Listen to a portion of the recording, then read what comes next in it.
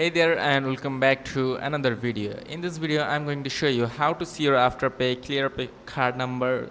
So this is a quick guide, so make sure you follow all the steps properly so that you don't make any mistakes. So let's jump right in. So first of all, here's the key thing that you cannot view your full card number directly in the Afterpay or ClearPay app. I have checked every section in the app and it is just not there.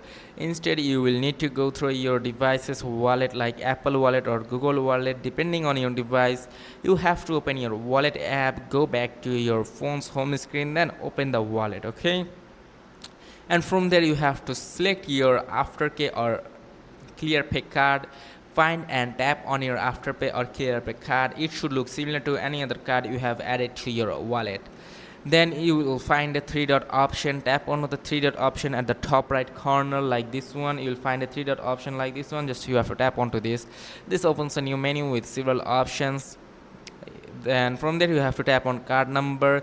Then you will be able to see the last four digits of your physical card and last four digits of your digital Apple or Google Pay card. So Afterpay does not show your full card number, and this is initial because the Afterpay card is designed to be used only at select partner stores, person or online.